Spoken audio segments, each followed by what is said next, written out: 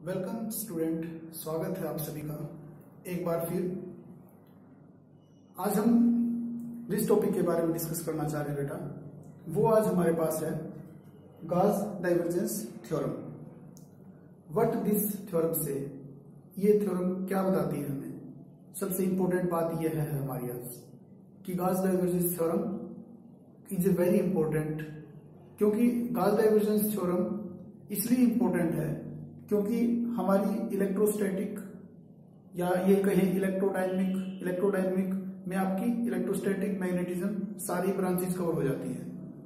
उसके अंदर हम इसका किस तरह से यूज करेंगे, what is the application of this Gauss divergence theorem. सबसे पहले तो हम इसकी स्टेटमेंट को समझेंगे और उसके बाद हम इसका एप्लीकेशन पोर्शन देखेंगे कि हम इसका यूज कहां पर कर पाएंगे। तो सबसे पहले आइए गॉस डाइवर्जेंस थ्योरम की मैथमेटिकल फॉर्म देखते हैं कि कैसे होती है। आपका this is close surface integral का साइन है ये आपके पास। Close surface integral of is some vector field function. E का यहां पर इलेक्ट्रिक फील्ड कतई मतलब नहीं है, लेकिन हम इलेक्ट्रिक फील्ड में यूज कर लेंगे इसको। ई आपके पास एक जर्नल वेक्टर फील्ड फंक्शन ले लिया, आप इसकी जगह कुछ और भी ले सकते थे। तो close, this is for the close surface के ऊपर है ये। क्लोज सरफेस का एग्जांपल आपको बताते हैं। बैलून, गुब्बारा देखा आपने, वो एक क्लोज सरफेस है, चारों तरफ सभी तरफ से कवर कर रखा है उसने गिवन वॉल्यूम को। आपका रूम, जिस कमरे में आप बैठे हैं, उसका भी एक क्लोज सरफेस है, आपको पता है वो एक क्यूबॉइड टाइप का है। अब आपको पता है उसके 6 सरफेस होते हैं टोटल, और कोई नहीं ले सकते हैं, बहुत सारे क्लोज सरफेस है। Balloon, football is also close surface, sphere is also close sphere, cylinder is also close. तो जितने भी चीजें हैं ये आपकी क्लोज हैं। तो क्लोज सरफेस के ऊपर इंटीग्रल किसी गिवन वेक्टर फील्ड फंक्शन का, वो इक्वल होता है वॉल्यूम इंटीग्रल। इस थ्योरम का बड़ा ही इंपॉर्टेंट है कि यहां पर आपके पास सरफेस इंटीग्रल था क्लोज, और राइट हैंड साइड में आपके पास वॉल्यूम इंटीग्रल के ऊपर जा रहे हैं। Volume integral of the divergence of that vector field function, और यहां पर volume element. This is the mathematical statement of Gauss divergence theorem. जैसे कि आपके सामने लिखा मैंने, surface integral of electric field और ए क्लोज सरफेस इंटीग्रल आप सिंपल कहीं पर भी कर सकते हैं। जैसे हम इलेक्ट्रिक फ्लक्स पढ़ते हैं, इलेक्ट्रिक फ्लक्स आपके ओपन सरफेस के ऊपर भी हो सकता है। जैसा कि मैं आपको बताना चाह रहा हूं, जैसे कि ओपन सरफेस आपका जैसे ये हो गया, मैंने एक पेज ड्रॉ कर दिया, ये इस बोर्ड के ऊपर एक प्लेन ड्रॉ कर दिया मैंने। अब ये प्लेन ड्रॉ किया मैंने, अब ये एक तरह का आपका ओपन सरफेस है। और रूम ले लीजिए, आप बैलून ले लीजिए, वो एक क्लोज सरफेस होगा। अब क्लोज सरफेस, अब एक सरफेस और ड्रॉ कर देता हूं आपके लिए।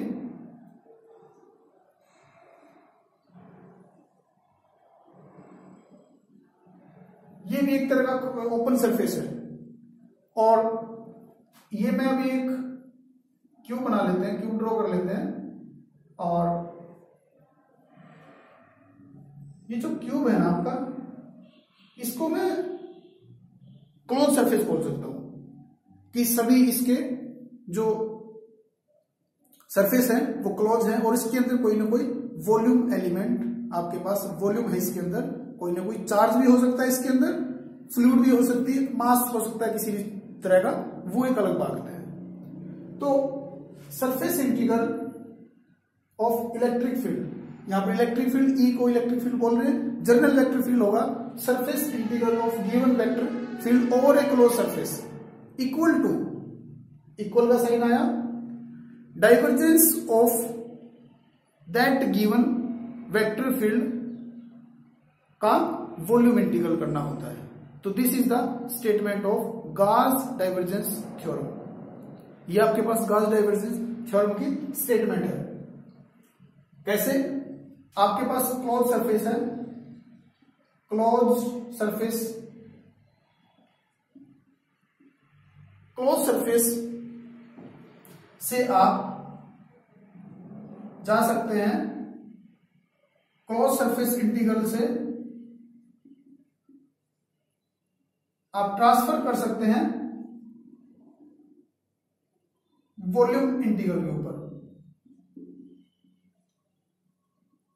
और वॉल्यूम इंटीग्रल किसका? Divergence of that vector field.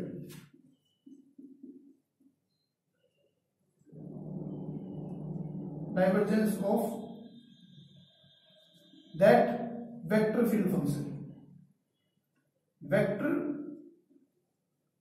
Field function.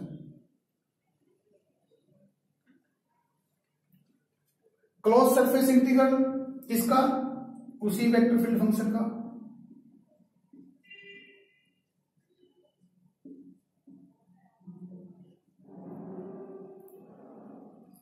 ये सारी चीजें हैं। अगर आपके पास ये चीज है, किसी का सरफेस इंटीग्रल दिया गया है क्लोज सरफेस के ऊपर, you can go inside the volume. इसको समझने का एक सबसे आसान तरीका है, आपके पास ये एक क्यूब है या फिर आप एक स्फीयर बना लीजिए। स्फीयर वैसे तो सर्कल नजर आ रहा है 2D में, एक्चुअली में दिस इज स्फीयर। ये एक स्फीयर आपके पास, ये भी क्लोज सरफेस है, और ये एक क्यूब, ये भी क्लोज सरफेस है। अब इसके अंदर फॉर एग्जांपल हमारे पास टैप है, इसके अंदर बहुत सारी टैप हैं।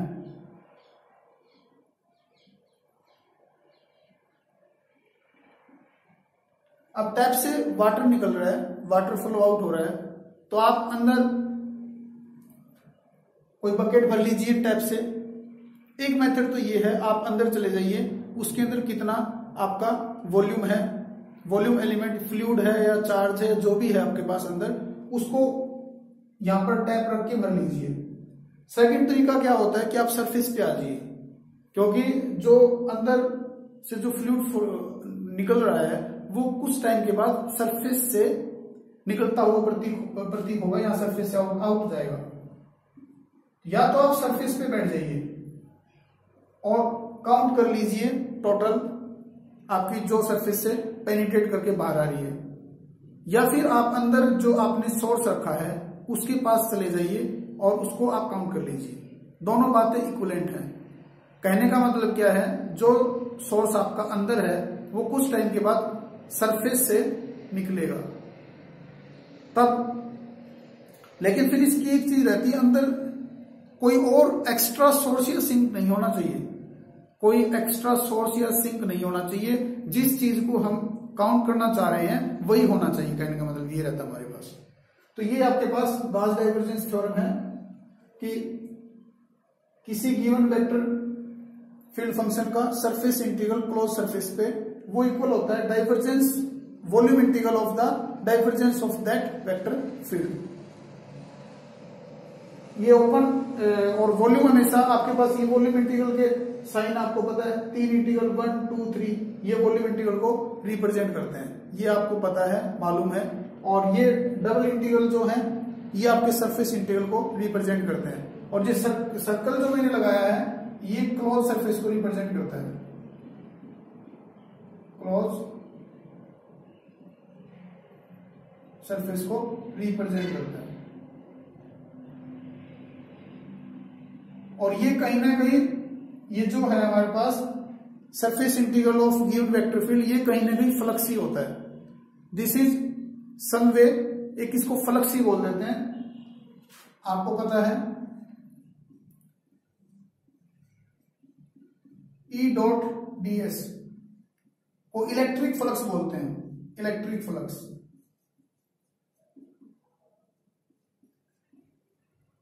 तो ये क्लोज सरफेस पे एक फ्लक्स है, और ये इनसाइड आपके वॉल्यूम के अंदर डाइवर्जेंस है, डाइवर्जेंस ऑफ ई बोलते हैं इसको। और डाइवर्जेंस आपको पता ही है, हम इसको कैसे सॉल्व करते हैं। नेक्स्ट हमारे पास इसकी एप्लीकेशन देखते हैं कि इसको कहां यूज करते हैं। इसकी एप्लीकेशन देखते हैं, इसको कहां यूज करते हैं। आपको पता है गॉस लॉ ऑफ इलेक्ट्रोस्टैटिक हमारे पास होता है। गॉस लॉ ऑफ इलेक्ट्रोस्टैटिक आपके पास होता है। मैथमेटिकल फॉर्म लिखते हैं गॉस लॉ ऑफ इलेक्ट्रोस्टैटिक की।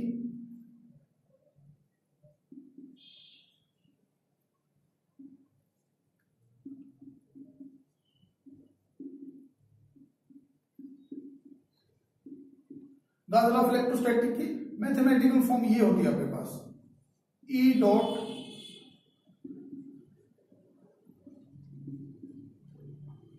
क्यू को कौन में एप्सिलॉन नॉट। ये आपके पास कोई क्लोज सरफेस है, और इसके अंदर ये तो सेंटर में जैसे रख दिया मैंने चार्ज, वैसे ये टोटल चार्ज होता है। कोई close surface total charge enclosed inside it, ये टोटल चार्ज होता है, लेकिन मैंने सिंगल चार्ज ले लिया। It's not a problem, it's not a big problem, single समझने के लिए लिख दिया मैंने। अब इसको इंटीग्रल फॉर्म बोलते हैं, गॉस लॉ ऑफ इलेक्ट्रोस्टैटिक की इंटीग्रल फॉर्म बोलते हैं इसको, integral. This is A integral form. अब इंटीग्रल फॉर्म क्यों बोला, क्योंकि इसमें इंटीग्रेशन है, जाहिर सी बात है इंटीग्रेशन नजर आ रहा है आपको इधर। क्लोज सरफेस के ऊपर इलेक्ट्रिक फील्ड का इंटीग्रल है। अब कैसे, अब आपको पता है ये पॉजिटिव, मान लेते हैं कि this is A positive charge, तो इलेक्ट्रिक फील्ड तो कुछ इस तरह से आएगी ना, बाहर की तरफ आएगी ना।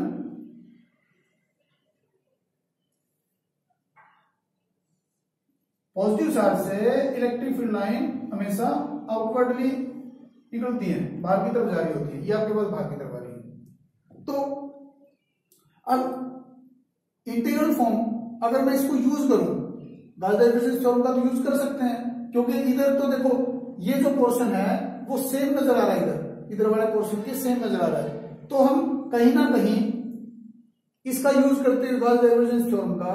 जो ये हमारे पास लेफ्ट हैंड साइड है इसको मैं लिख सकता हूं, जो लेफ्ट हैंड साइड हमारे पास, इसको मैं रिप्लेस कर सकता हूं इसके साथ में। Divergence of E equal to q by epsilon naught. तो इस तरफ आपके पास वॉल्यूम इंटीग्रल आ गया, और कहीं ना कहीं हमें यह पता है जो चार्ज है, टोटल चार्ज है, मान लेते टोटल चार्ज क्या हुआ इसके अंदर, तो टोटल चार्ज को भी कहीं ना कहीं वॉल्यूम इंटीग्रल में चेंज करें तो आप रो बाय डीवी, रो आप समझ रहे हो यहां पर क्या क्या क्या रिप्रेजेंट कर रही है, volume charge density. Rho is a volume charge density, this is a rho. Rho is charge by some volume element. ये यूनिफॉर्म रहेगी तो नो प्रॉब्लम, हम इसका dq रो dv करके बहुत तरफ टोटल चार्ज निकालना तो इंटीग्रेशन कर देते हैं ऐसे, रो dv, ये हमारे पास आ जाता है। अब हम चार्ज को भी लिख सकते हैं volume integral of volume charge density का वॉल्यूम इंटीग्रल लिख सकते हैं, तो लिख लेते हैं। तो यहां पर हम क्यू को रिप्लेस कर देते हैं volume integral of rho dv, rho dv. Just हमने क्या किया, ये वैल्यू को यहां पर सब्स्टिट्यूट कर दिया, और गॉस डाइवर्जेंस थ्योरम का यूज करते हुए इस साइड को मैंने इसमें चेंज कर दिया, वो यूज करते हुए इसको लिख दिया। अब फॉर एनी आर्बिट्रेरी वॉल्यूम आप इसको ऐसे लिख सकते हैं, डाइवर्जेंस ऑफ ई, डाइवर्जेंस हमेशा डेल ऑपरेटर का डॉट होता है, आपको पता ही है। इसको हम रीअरेंज कर लेते हैं, रो एप्सिलॉन नॉट, ये होल के ऊपर वॉल्यूम इंटीग्रल आ जाएगा, 3 इंटीग्रल साइन वॉल्यूम इंटीग्रल को रिप्रेजेंट करते हैं equal to 0 for any arbitrary volume. आप कहने का मतलब है ये अब इंटीग्रल वॉल्यूम इंटीग्रल 0 हो रहा है, तो इसका मतलब ये अंदर वाला पोर्शन है ना, ये 0 हो रहा है। अब ये 0 हो रहा है तो आप क्या लिख सकते हैं, आप इसको क्या लिख सकते हैं, आप इसको divergence of E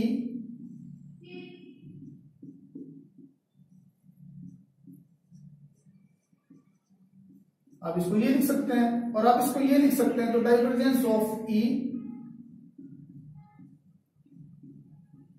rho by epsilon naught. ये आपके पास आ गया application of Gauss divergence theorem का यूज करते हुए आपने सरफेस इंटीग्रल जो था वो आपने डाइवर्जेंस ऑफ ई पे कर दिया, और इसको बोलते हैं बच्चे differential equation of Gauss law of electrostatic.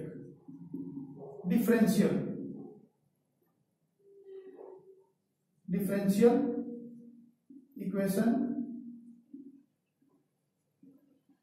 Of Gauss law of electrostatic.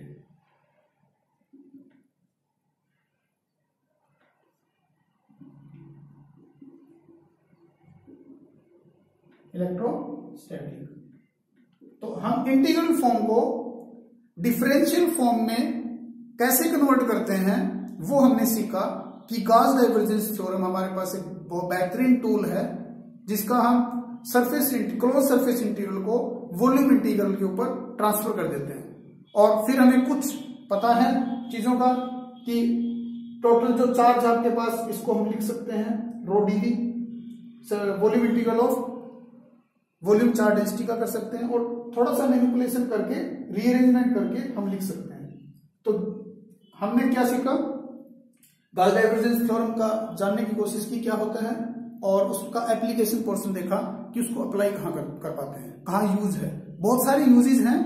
आप जब मैथमेटिकल फिजिक्स की बात करें, सिंपल मैथमेटिक्स में बात करें, वेक्टर कैलकुलस में, तो इसका यूज करते हैं बहुत सारे न्यूमेरिकल सोल्व करने के लिए। कुछ न्यूमेरिकल सरफेस इंटीग्रल के ऊपर आसानी से नहीं सोल्व हो पाते तो आप उसको वॉल्यूम इंटीग्रल पे ट्रांसफर कर लेते हैं और आसानी से उसको सोल्व कर लेते हैं। यही इसका एप्लीकेशन है। आज के लिए इतना ही।